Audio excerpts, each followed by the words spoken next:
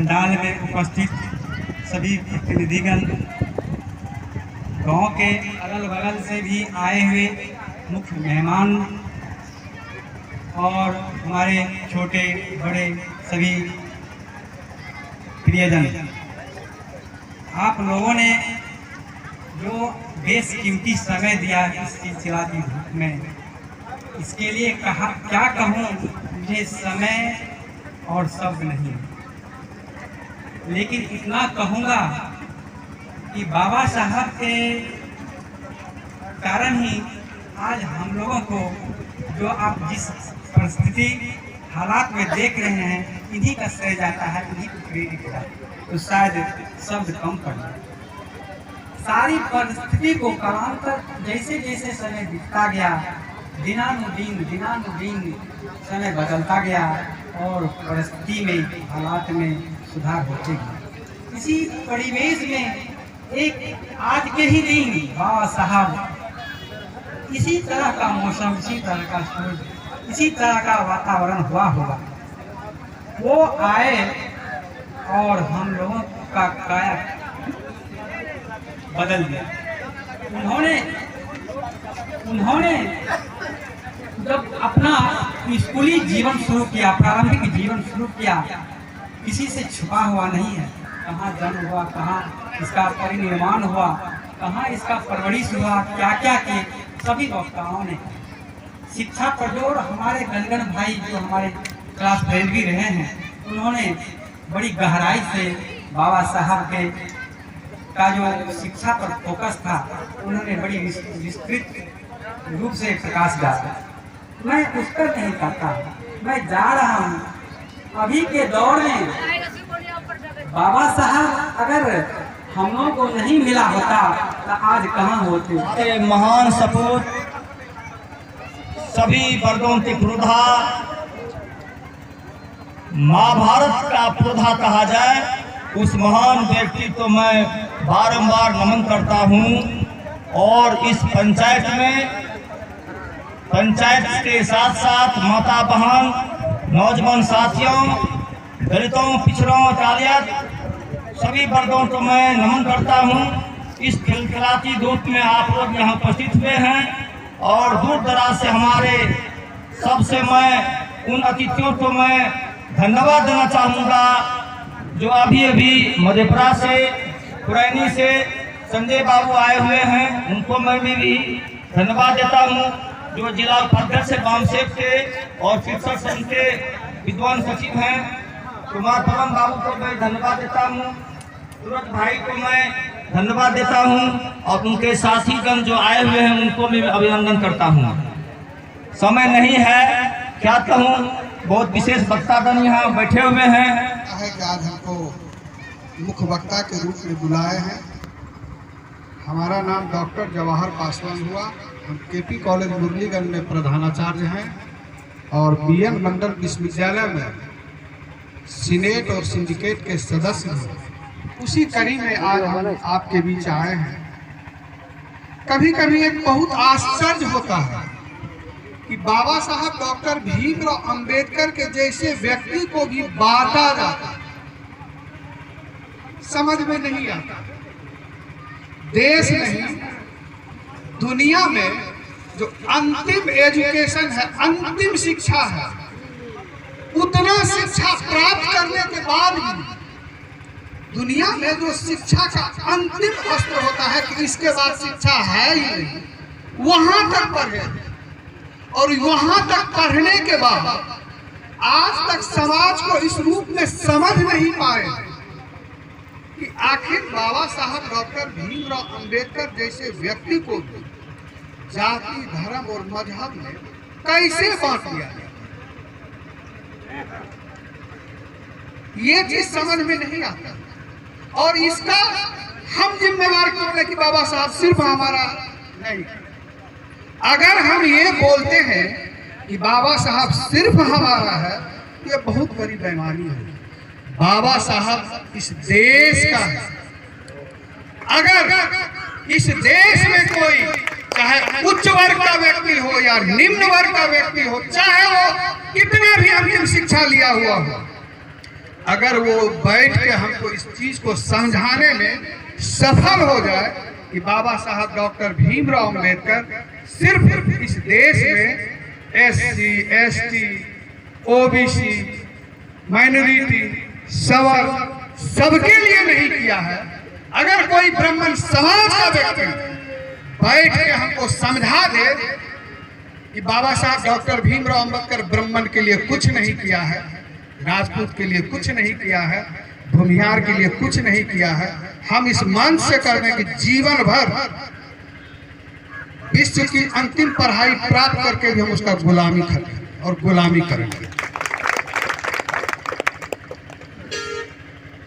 एक तरफ संपूर्ण देश के धर्मशास्त्र को एक तरफ कर दीजिए और दूसरी तरफ भारत के संविधान को एक तरफ कर दीजिए, और जब आप दोनों को कसौटी पर कसिएगा, तराजू पर तौलिएगा, तो संविधान में इतना भारी वजन है वो बैठा रहेगा और सारा धर्मशास्त्र का किताब ऊपर चला जाएगा। फिर कैसे बाबा साहब भीमराव अंबेडकर को कह सकते हैं इन्होंने सिर्फ SC के लिए किया है? आप लोगों को जानकारी होनी चाहिए, आप लोगों को जानना चाहिए, हम लोगों को जानना चाहिए। हम लोगों के इस देश का जिम्मेवार नागरिक होने के नाते, चाहे वो किसी वर्ग व्यवस्था का व्यक्ति हो, किसी वर्ण व्यवस्था का व्यक्ति हो, हम वर्ण की बात नहीं करते। हम एक कॉलेज का प्रिंसिपल है, 8000 विद्यार्थी वहां है।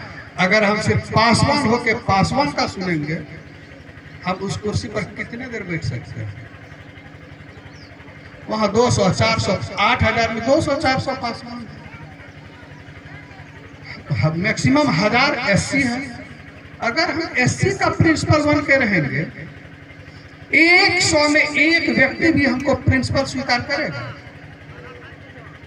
हमारा जो 8000 विद्यार्थी है उसमें सभी वर्ण के हैं, सभी वर्ग के हैं, सभी मजहब के हैं, सभी समुदाय। और जब मेरे पास आते हैं किसी काम को लेके, तो किसी प्राचार्य को यह हैसियत नहीं है पूछने का कि तुम किस जात का आदमी है, तब तुम्हारा काम करेगा। उसका कुर्सी हटने में सेकंड और मिनट नहीं लगेगा। ये हमारी देश की सभ्यता है, ये हमारी देश की संस्कृति है, और हमारा संविधान हमारे देशवासियों को ये अधिकार देता है कि तुम चाहे जिस धर्म को मानो, हमको उससे कोई एतराज नहीं है। एतराज तब होगा जब तुम हमको अपने धर्म को मानने से मना करेगा। तुम फ्री हो, तुम फ्री हो, तुम फ्री रहो और हमको भी फ्री रखो। ये संविधान की ताकत है। भले संविधान निर्माण से पहले, संविधान लागू होने से पहले जो हुआ हम उसमें जाना नहीं चाहते, लेकिन अगर आप सच्चे इस देश के नागरिक हैं, आपको ईमानदारी से बताना पड़ेगा, आपके ईमानदारी से बोलना पड़ेगा। हम सामाजिक व्यवस्था का आदमी हैं, समाज में देखा जाता, हमने भी देखा है कि अगर किसी का पिता कर्जा खाया है और मर गया है, उसके बेटा को अदा करना पड़ा। अपने अपने पूर्वज को देखिए, अगर आपका पूर्वज गलत किया है, आप स्वीकार करके आज समाज को सुधारिए। आपकी जवाबदेही है, मेरी जवाबदेही नहीं है। अगर हमारे पुरखों के द्वारा गलती हुई है तो हम भी उसको सुधार करेंगे। समाज में आग नहीं लगनी चाहिए। अगर आग लगेगी, घर सबका जलेगा। हम लोग जब बच्चे थे और इस समय में जब आग लगती थी तो हम लोग देखते थे कि सब मिलके आग को नहीं बुझाते थे, सभी बाल्टी में पानी लेके अपने छप्पर पर खड़े रहते थे, और परिणाम ये होता था कि किसी का छप्पर नहीं बचता था, सबका घर जल जाता। आज वही स्थिति हम लोगों की है। हम लोग SC की बात करते हैं, ST की बात करते हैं, OBC की बात करते हैं, सवर्ग की बात करते हैं। ये देश किसी एक का नहीं है। इस देश को बनाने में जितनी भूमिका आपकी है उससे अधिक भूमिका मेरी है, और जितनी भूमिका हमारी है इससे भी अधिक भूमिका किसी और की है। इसीलिए समता भी सुभाष जी बोल रहे थे कि हमारे देश का जो संविधान है सिर्फ भारत का नहीं, विश्व का सबसे बड़ा और बेहतर संविधान है, और ऐसा संविधान विश्व में कहीं साबित नहीं हुआ। और इतने कम समय में संविधान जो देश को दिया है, अगर आप भारतीय होने के नाते भारत के उत्थान और विकास पर गर्व करते हैं तो आपको संविधान को नमन करना ही पड़ेगा। एक संविधान ही ऐसी पुस्तक है जिसके माध्यम से आप कह सकते हैं कि हमारा देश जमीन से आसमान पर गया। और जितना चीज आपको दिखाई पड़ता है भारत के हर चीज में बाबा साहब डॉक्टर अंबेडकर के कर्म की हिस्सेदारी है। आपके कहने से क्या होगा, या मेरे कहने से क्या होगा, या किसी के कहने से क्या होगा। आज आपको जानकारी होनी चाहिए कि कनाडा के संसद में अंबेडकर जयंती मन रही। आखिर क्यों, क्या क्या है कनाडा के लिए बाबा साहब भीमराव अंबेडकर ने?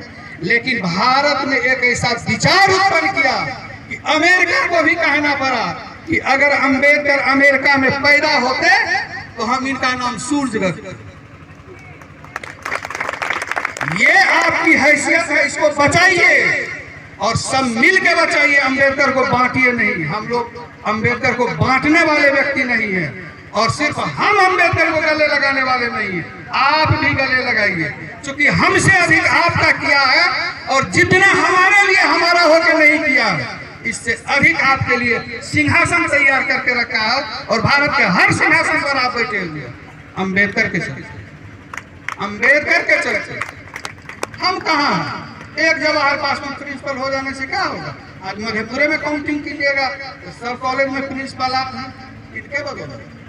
इसी संविधान के बदौलत और बाबा साहब के बदौलत। बाबा साहब हम सबका है, और जब तक इस बात को स्वीकार करके बाबा साहब को नहीं मानिएगा तो देश के उत्थान और विकास में अगर हार्म होगा तो उसमें आपके भी बच्चे होंगे और मेरे भी बच्चे होंगे। इस स्कूल में किसी को हैसियत नहीं है ये कहने का कि समाज के हर वर्ग के बच्चे नहीं पढ़ेंगे। ये भारत का संविधान अधिकार देता है हमको। इसीलिए हम कहना चाहेंगे कि बाबा साहब की जयंती को सिर्फ इस रूप में नहीं मनाया जाए कि हम लोग आए, चाय पिए, नाश्ता किए, लंबा लंबा बात बोले। नहीं, इसको सच में जीवन में उतारना पड़ेगा। अगर इसको जीवन में उतारने में सफल हो पाते हैं तो सिर्फ आपका घर नहीं, आपका बच्चा नहीं, हमारा समाज स्वस्थ होगा, हमारा समाज बेहतर होगा, समता मूलक समाज बनेगा।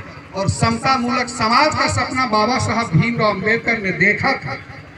ये समता मूलक समाज सिर्फ एससी वर्ग से नहीं बन सकता, सिर्फ एसटी से नहीं बन सकता, सिर्फ ओबीसी से नहीं बन सकता है, सिर्फ सवर्ण से नहीं बन सकता है। सबको एक साथ बैठना पड़ेगा और एक दूसरे को बराबरी की नजर से देखना पड़ेगा, तब समता मूलक समाज होगा।